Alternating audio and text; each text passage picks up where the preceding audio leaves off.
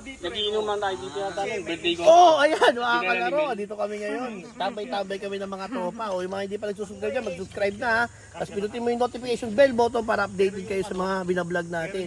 Tapos yung channel natin para to sa mga newbie.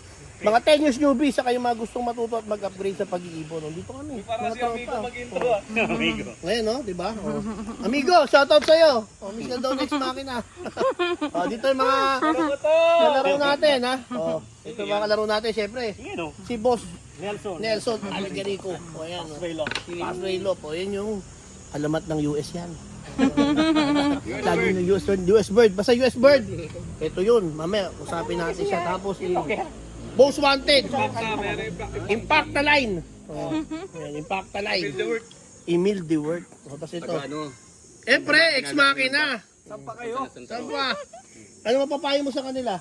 Wala na, meron ng bagong TS. Hindi man lang magano. Ano TS?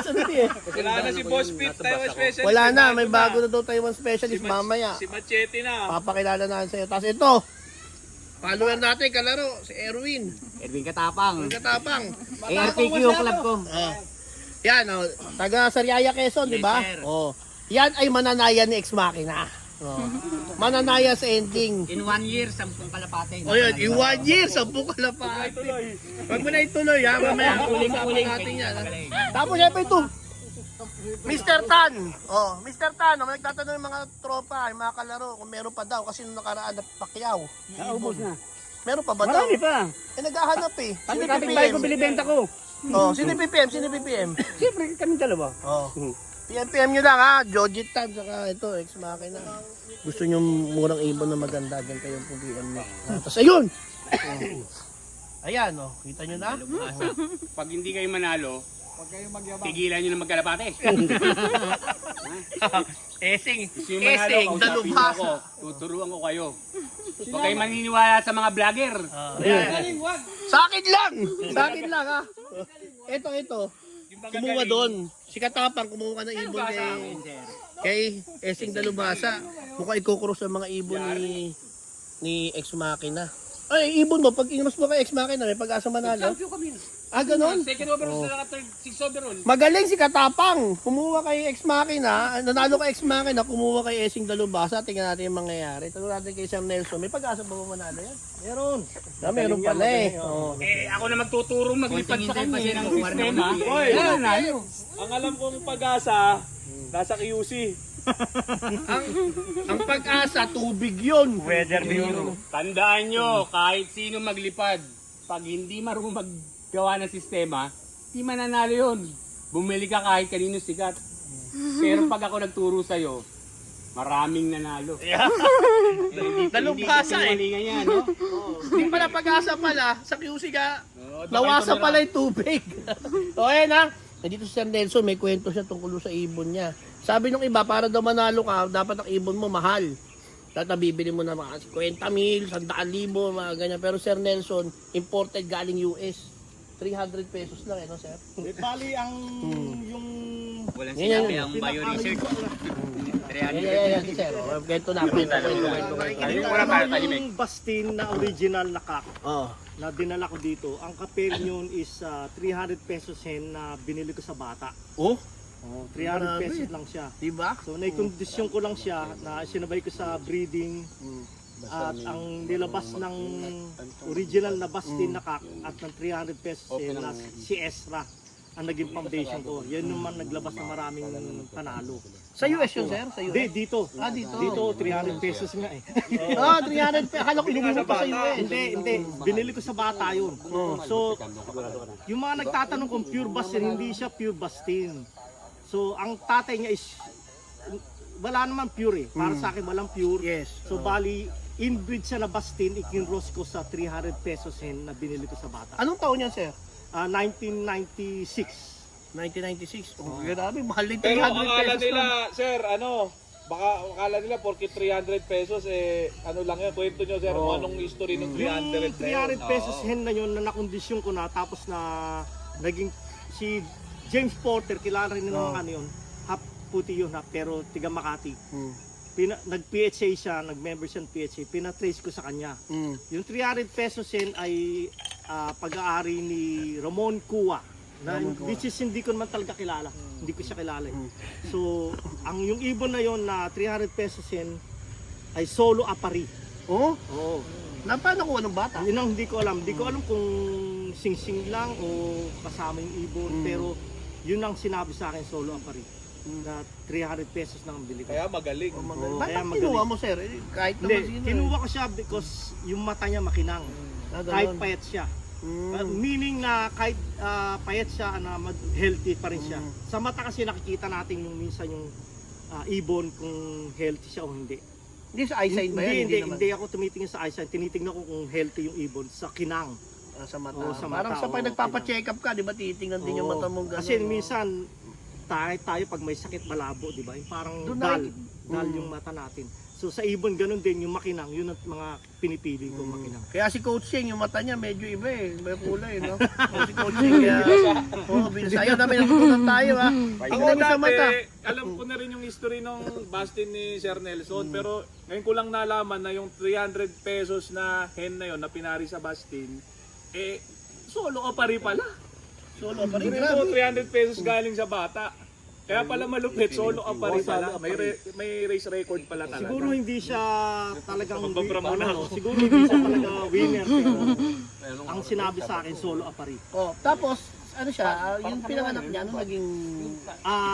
Ang pinanganak yun si Ezra kapating pero yung kapatid namatay. So si Ezra na lang. Siya yung naging breeder ko. Pinaris ko siya sa iba-ibang kak. Anong naging... Ayun, ang unang anak ni Ezra is si TAC 525, Daybird ng Tacloban. Unang race ko sa PSP, third overall siya. So, clock siya ng Naga Legacy, Susugon. Kalbayog, umuwi siya pero hindi ko alam kung 2-day race yun, hindi ko na siya naklak. So, umuwi siya, hindi ko alam kung tatok, pero tapos Tacloban, Daybird siya. Dalawa lang kami Tacloban, grabe. Dalawa lang kami nakapagpauwi ng Tacloban that time. Ang PSP noon sinasabay sa RP80.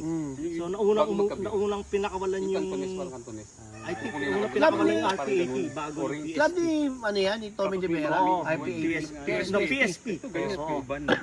Hindi, nung araw ang alam ko yung R5, ay R-Pump, yun yung parang ano ngayon. Yun yata yung parang BBC ngayon nung araw eh. Napakarami nun. Yung RPAP noon parang kasunod ng PSA kasi ang mga member ng RPAP matitindi na rin noon sila Tommy De Vera, Jaime Lin, Benito Gote, Kumbaga nilalaroan din siya ng PHA. Oo, nilalaro ng PSA din. Parang MMFC matindi rin na siya, yun. ganun. Yung time na naglaro ako ng RPAP, okay, ang story niyan, nilaro ko muna yung anak sa PSP, nanalo si TAC 525. Tapos maraming bati ko, so hindi magaling yung ibon mo, gano'n. So naano ko, nag-minotivate yung sarili ko, nilaban ko yung nanay.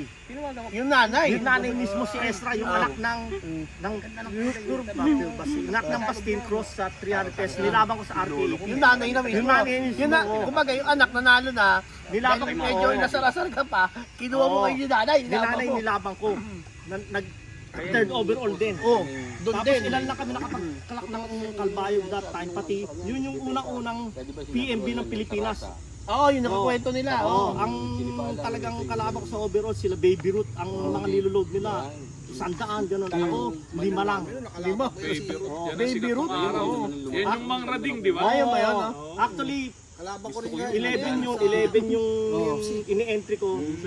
So, 5 sa akin, 6 sa mga kaibigan ko. Yung ibong ko na 5, Naga hanggang Kalbayog, buhay pa rin. Nagagandang bayog. Boy, ano pala, kahit US bird, Actually, di US bird yung iba. yung basting, Yung Bastin US bird sa Kinross naman sa ano. sa local. Yun nga yung 300 pesos. Ito pala, siya pa ng sound specialist, 1990s pa lang yan. Base lang siya sa US kasi. Oo. Kaya bago kayo mag-US, no? Para sa Hindi. lang siyang mag-ano. Hindi, US talaga ako. 14 years old pa lang. May kalapati na ako nung bago umalis ng... Mga ganun-ganon siya eh. Tapos pero bumabalik-balik ako. Pero na 1996 nagdala ako ng 28 birds dito sa Pilipinas, 1996. Silalim. Pero walang nangyari sa ibang line. Ang yung Bastin lang, cross sa 300 pesos. Yun lang ang gumawa sa akin. Other than that, wala na. Kaya nagko-concentrate ako sa kanya. Ang ibon ko noon, madami pero nang wala nang gumawa, yung mag-ina lang, sila lang sa loob ko, silang dalawa lang mag-ina. Yung Kaya lahat ng pumupunta sa bahay, akala, kasi shipper ako, di ba? Akala nila marami akong ibon. Yan sila, Jasper Vizcarra, pupunta. Pagtingin na, 2 ibon lang. Ang tanong, ba't 2 ibon lang? Oh, 2 ibon, mag-ina, parehong overall. Parehong overall. Ang sabi ko, yung iba pupunta kayo maraming ibon, pero ilan yung winner, di ba?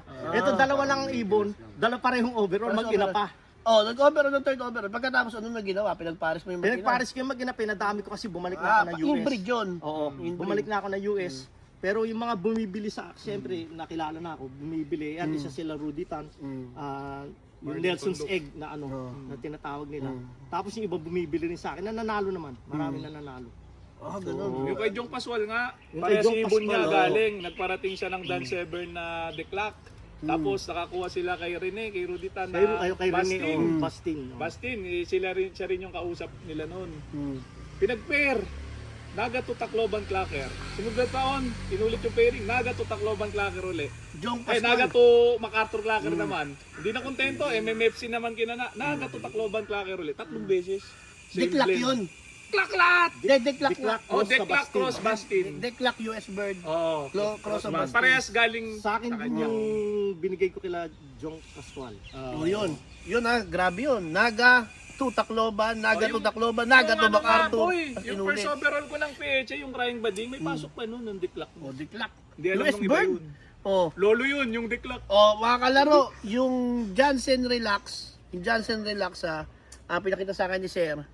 Si Jansen yung si Dan Severn. Dan Severns. Dan Severns yung may-ari ng ibon. Kaya si Jansen Relax. Relax Kasi Jansen siya, tapos Relax Loop. Oh, relax. Kaya yun, Jansen Oh, Relax. doon din nagaling yung Jansen Relax Kasi akala nito, ito Jansen Relax ito, akala relax lang yung Jansen. Hindi Yung Jansen Relax ko Loop. naman, na-acquire ko kay AJ Liberty, na-acquire ni AJ Liberty sa kay Boss Nelson. Ito, Boss Nelson.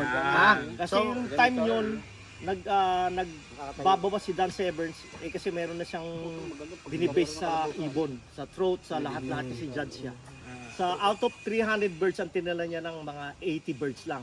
So lahat ng ayaw niya binigay niya sa akin kahit winner. Pinadala ko lahat sa Pilipinas yun. Ayun. Yun Kaya ang kinuha kumalat naman. dito sa all over sa Pilipinas yung mga Yun yung mga Jansen. nagpapanalong US bird dito. Ayun naman pala. Kaya nauso US bird nung time na yun, mga 2008 hanggang 2010, puro sikat na US bird. Kasi nung mura time lang na yun. noon ang shipping, $25 lang.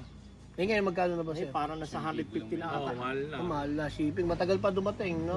Pati marami ng Pero may kailangan. mga ibon ka dito, sir. Meron, 3 taong mahawak ng ibon ko, si David C, si Jay Andal na tiga Cavite, and sila Daniel Cruz, tiga Cainta, sila Edmar, and Ayun, yung mabilis. oh, yung mga relax Red Barako. Oh, Red Barako. sila yung mga nananalo sa mga relax Oo. Johnson yun. May isang lap may isang karera ARPC ay sila lahat lap winner. Mga ano yun, Kaya pala mga Puro US relax bird. Johnson. Oh, yun Red din, Barako. oh. O mamaya pag-usapan natin yun na. Okay na. Bye.